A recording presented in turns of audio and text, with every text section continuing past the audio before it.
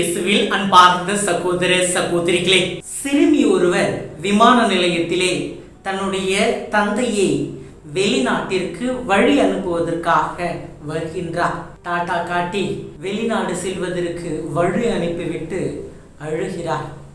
தன்னுடைய தாயை பார்த்து, அப்பா ஏன் வெளிநாடு போக வேண்டும் என்று அழுது கொண்டே கேட்கின்றார். அந்த தாயானவள் அந்த சிறுமியினுடைய கரங்களை பிடித்து அவருடைய கன்னத்தில் வழிந்தோடிய அந்த கண்ணீரை துடைத்து விட்டு, அப்பா வெளிநாடு போக வேண்டும், நம் மீது கொண்டிருந்த அந்த அன்பின் நிமித்தமாக அவர் வெளிநாடு செல்ல வேண்டும், நமக்கு ஒரு நல்ல வீடு கட்டுவதற்காக செல்ல வேண்டும், அவர் இங்கிருந்து சென்றாலும் நமக்கு தேவையான யாவற்றையும் அவர் நமக்கு அனுப்புவார், ஒரு நாள் நிச்சயம் நம் அனைத்தையும் பெற்ற பிறகு நம்மோடு வந்து உடனிருப்பார் என்று அந்த சிறுமிக்கு நம்பிக்கை கொடுத்தார்.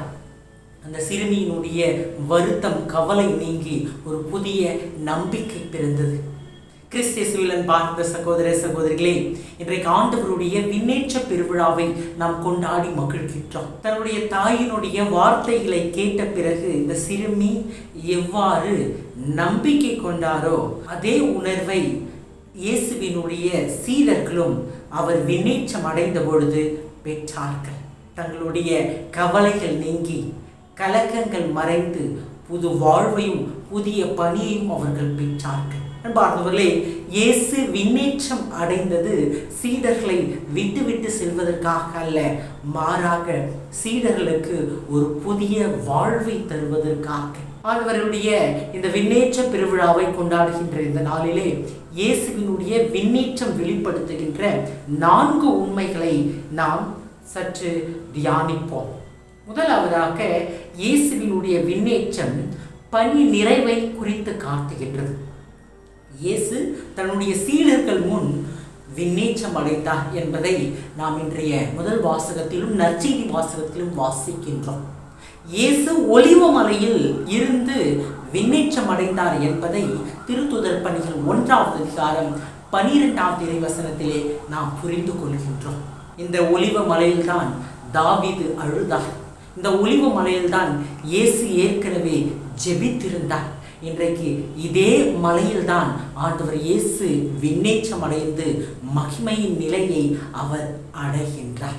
யோவான் நற்செய்தி 19வது அதிகாரம் 30வது வசனத்திலே எல்லாம் நிறைவேறிற்று என்று தன்னுடைய பணியை இயேசு நிறைவு செய்தார். ஆனால் இயேசு விண்ணேற்றம் அடைந்த போது தந்தையாகிய கடவுள் இயேசுவினுடைய இந்த வார்த்தைகளை அவரை மகிமைப்படுத்தி விண்ணேற்றம் அடைய செய்து அதை அவர் வெளிப்படுத்தி காட்டுகின்றார். ஆக இயேசுவினுடைய அந்த விண்ணேற்றம் அவருடைய பணி நிறைவை நமக்கு சுட்டி காட்டுவதாக இருக்கின்றது. அன்பார்ந்தவர்களே, சட்டங்களையும் இறைவாக்குகளையும் நிறைவேற்றி பாவத்தையும் சாவையும் வென்று மனித குலத்திற்கு மீட்பு வழங்கி இறுதியாக விண்ணேற்றம் அடைந்து தன்னுடைய பணியை இறைமகன் இயேசு கிறிஸ்து நிறைவு செய்கின்றார். ஆக இயேசுவினுடைய விண்ணேற்றம் அவருடைய பணி நிறைவை நமக்கு சுட்டி காட்டுவதாக அமைகின்றது. எபிரேயருக்கு எழுதிய திருமுகத்திலே 1வது அதிகாரம் 3வது வசனத்திலே மக்கள் எல்லோருடைய பாவங்களையும் தூய்மையாக்கிய பின் இறைவனுடைய இந்த வலப்பக்கத்தில் அவர் அமர்வதை சுட்டி காட்டுகிறது. தந்தையாகிய இறைவனுடைய வலப்பக்கத்தில் இயேசு அமர்வது என்பது அவருடைய அதிகாரத்தையும் பணி நிறைவையும் நமக்கு சுட்டி காட்டுவதாக அமைகின்றது. ஆக அன்பார்ந்தவர்களே, எவ்வாறு ஒரு அரசர் போரில் வெற்றி கொண்டு வெற்றி வீரராய் வருகின்றாரோ அதே போல இறைமகன் இயேசு கிறிஸ்து தன்னுடைய தந்தையாகிய இறைவன் தனக்கு அளித்த அந்த பணியை, மீட்பு திட்டத்தை நிறைவு செய்து வெற்றி வீரராக விண்ணேற்றம் அடைகின்றார். இரண்டாவதாக, இயேசுவினுடைய விண்ணேற்றம் பணி நிறைவை மட்டும் சுட்டி காட்டாமல் பணி ஒப்படைப்பையும் சுட்டி காட்டுகின்றது. ஆம், இயேசு தனக்கு அளிக்கப்பட்ட அந்த மன்னக பணியை நிறைவு செய்து தன்னுடைய சீடர்களுக்கு புதியதொரு பணியை அவர் தருகின்றார். இயேசு உயிர்த்தெழுந்த பிறகு 40 நாட்கள் கழித்த பிறகுதான் விண்ணேற்றம் அடைகின்றார்.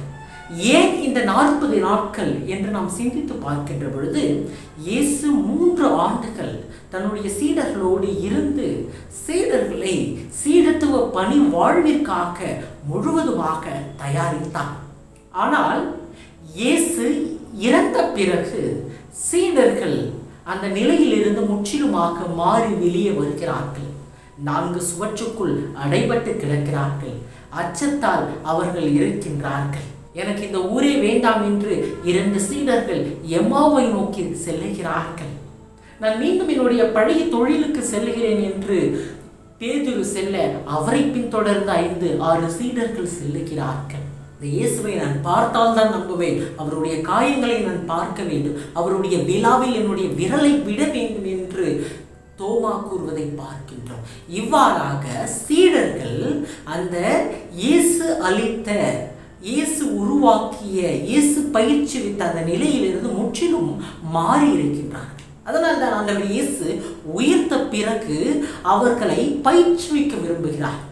பொதுவாக இயேசு வாழ்ந்த காலத்திலே ஒரு குருவோடு ஒரு சீடன் 40 நாட்கள் இருந்தான் என்றால் அவன் முற்றிலுமாக அந்த குருவால் பயிற்றுவிக்கப்பட்டிருக்கின்றான். குருவிடம் இருந்து அனைத்தையும் கற்றிருக்கின்றான். ஒரு நிறைவை, ஒரு முழுவை பெற்றிருக்கின்றான் என்பது அர்த்தம். அதனால் தான் இயேசு 40 நாட்கள் இந்த மண்ணுலகில் தங்கி தன்னுடைய சீடர்களை மீண்டுமாக சீர்திருத்துகிறார், பயிற்சி வைக்கின்றார். அதனால் தான் ஒவ்வொரு முறையும் அவர்களுக்கு காட்சி கொடுக்கின்றார். எம்மாவு வழியிலே அவர்கள் செல்லுகின்ற பொழுது அவர்களோடு உடனிருந்து அவர்களுக்கு பயிற்சி வைக்கின்றார். தோமா இருக்கும் பொழுது அவர் முன் தோன்றி அவரை திடப்படுத்துகிறார், நம்பிக்கையூட்டுகின்றார். நாங்கள் மீன் பிடிக்க செல்லுகின்றோம் என்று பேதுருவோடு சேர்ந்து சீடர்கள் சென்ற பொழுது அங்கும் காட்சியளித்து அவர்களை பயிற்றுவிக்கின்றார். இயேசு இந்த 40 நாட்களும் சீடர்களை பயிற்றுவித்து அவர்களை மீண்டும் இறைப்பணிக்காக தயாரித்து உலகெங்கும் சென்று படைப்பிற்கெல்லாம் நீங்கள் நற்செய்தியை பறைசாற்றுங்கள், மார்க் 16:19 என்று இறைப்பணியை மீண்டுமாக ஒப்படைத்து விட்டு விண்ணேற்றம் செல்லுகின்றார். அன்பார்ந்தவர்களே, இயேசு அவர்களுக்கு இந்த இறைப்பணியை ஒப்படைத்தது மட்டுமல்லாது இயேசு அவர்களுக்கு இதை நற்செய்தியில் நாம் வாசிக்கின்றோம், தந்தை வாக்களித்த வல்லமையை தருவேன் என்று துணையாளராம் தூய ஆவியானவரை அனுப்புவேன் என்று வாக்குறுதி அளிக்கின்றார். இன்றைய முதல் வாசகத்திலும் நாம் அதைத்தான் பார்க்கின்றோம். தூய ஆவி வரும்போது நீங்கள் எருசலேம், யூதேயா, சமாரியா, உலகின் கடை எல்லை வரைக்கும் சென்று சாட்சி பகர்வீர்கள் என்று தூய ஆவியானவர் இந்த இறைப்பணியை செய்வதற்கு வழிநடத்துபவராக, உடனிருப்பவராக இருப்பார் என்பதை இன்றைய முதல் வாசகம் நமக்கு எடுத்து இயம்புகின்றது. அன்பானவர்களே, யோவான் நற்செய்தி 16ஆம் அதிகாரம் 7ஆவது இறைவசனத்திலே இதைத்தான் நாம் வாசிக்கின்றோம். நான் உங்களிடம் சொல்வது உண்மையே, நான் போனால்தான் நீங்கள் பயனடைவீர்கள், நான் போகாவிட்டால் துணையாளர் வரமாட்டார் என்று குறிப்பிடுகின்றார். அப்படி என்றால் இயேசுவினுடைய விண்ணேற்றம் தூய ஆவியினுடைய வருகைக்கு காரணமாக இருக்கின்றது. இந்த தூய ஆவிதான் இயேசு ஒப்படைத்த அந்த இறை பணியை செய்வதற்கு உதவியாக, துணையாளராக இருப்பார்.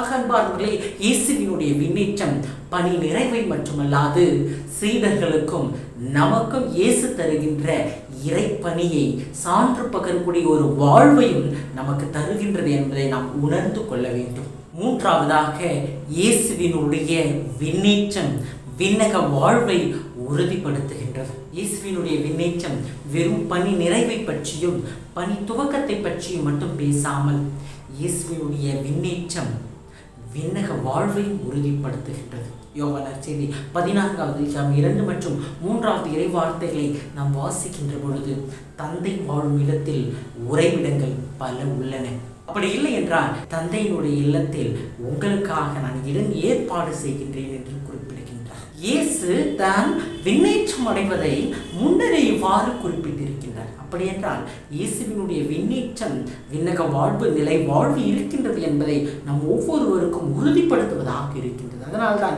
இயேசு ஒவ்வொரு முறையும் உயிர்ப்பும் நானேனில் விசுவாசம் கொள்பவன் இறப்பினும் வாழ்வான் என்று நிலை வாழ்வை, விண்ணக வாழ்வை மீண்டும் மீண்டுமாக எடுத்துரைத்துக் கொண்டே இருந்தார். இயேசுவினுடைய இந்த விண்ணேற்றம் நம் ஒவ்வொருவருக்கும் இந்த விண்ணக வாழ்வு உண்டு என்பதை உறுதிப்படுத்தி அதை நம்புவதற்கு நமக்கு அழைப்பு தருகின்றது. என்பார்களே, நான்காவதாக இயேசுவினுடைய விண்ணேற்றம் இறை ஆசிரை நம் ஒவ்வொருவருக்கும் தருகின்றது. இன்றைய நற்செய்தியினுடைய கடைசி வசனத்தில் நாம் பார்க்கின்றோம்.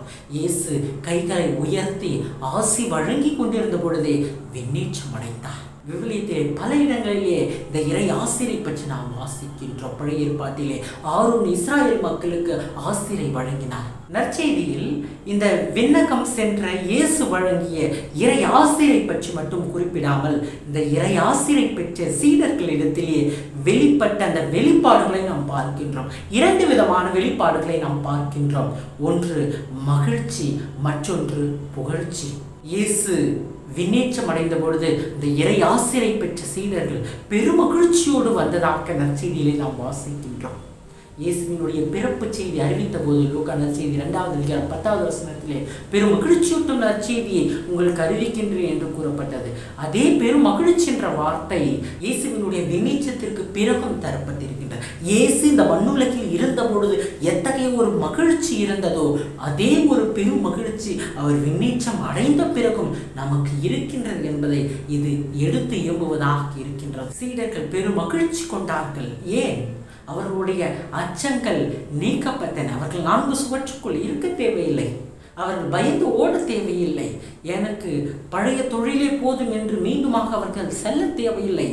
பெரும் மகிழ்ச்சியோடு நற்செய்தியை பறைசாற்ற ஆரம்பித்தார்கள். இயேசுவினுடைய அந்த இறைப்பணி அவர்களுக்கு தரப்பட்டது. இயேசுவினுடைய ஆவியானவர் அவர்களுக்கு தரப்பட்டிருக்கின்றார். அதனால் அவர்கள் பெரும் மகிழ்ச்சியோடு இருந்தார்கள். அவர்கள் பெரும் மகிழ்ச்சியோடு மட்டுமல்லாது அவர்கள் இறைவனை புகழ்ந்தார்கள். நற்செய்தியிலே மிக தெளிவாக கூறப்பட்டிருக்கின்றது. அவர்கள் ஆலயம் சென்று ஆண்டவரை போற்றி புகழ்ந்தார்கள். இயேசு தந்த அந்த இறை ஆசிர் அவர்களை மகிழ்ச்சிப்படுத்தியது, ஆண்டவரை புகழ வைத்தது. அன்பானவர்களே, இன்றைக்கு இதே இயேசுவினுடைய உண்மை சீடத்துவ வாழ்வை வாழ்ந்து கொண்டிருக்கின்ற கிறிஸ்தவர்களாகிய நாம் ஒவ்வொருவருமே இந்த ஆண்டவருடைய விண்ணேற்ற பெருவிழாவை கொண்டாடி கொண்டிருக்கின்ற நாம் ஒவ்வொருவருமே இன்றைக்கு இந்த 4 உண்மைகளையும் இந்த 4 வெளிப்பாடுகளையும் நமதாக்க அழைப்பு பெறுகின்றார். இன்றைக்கு நாமும் இந்த உண்மைகளை உணர வேண்டும். இந்த உண்மைகளின் வழியாக நமக்கு தருகின்ற அழைப்பை ஏற்றுக்கொள்ள வேண்டும். இயேசுவினுடைய விண்ணேற்றம் நம் ஒவ்வொருவருக்கும் ஒரு புதிய பணி வாழ்வை தருகின்றது. இயேசுவுக்கு சான்று பகரக்கூடிய ஒரு பணி வாழ்வை தருகின்றது. நாம் ஒவ்வொருவருக்கும் விண்ணக வாழ்வு இருக்கின்றது. இந்த விண்ணக வாழ்வை நோக்கி நாம் மன்னக பணியை செய்ய வேண்டும் என்னும் ஒரு அழைப்பை தருகின்றது. ஆக அன்பார்ந்தவர்களே, இன்றைக்கு இந்த ஆண்டவர் இயேசுவினுடைய விண்ணேற்றம் வெளிப்படுத்துகின்ற இந்த 4 உண்மைகளையும் நாம் நமதாக்குவோம். இந்த உண்மைகளினுடைய வெளிப்பாட்டினுடைய பலனாக இன்றைக்கு நாம் இயேசுவினுடைய உண்மையான சீடத்துவ வாழ்க்கைக்கு நுழைவோம். அவருக்கு சான்று பகிர்வோம்.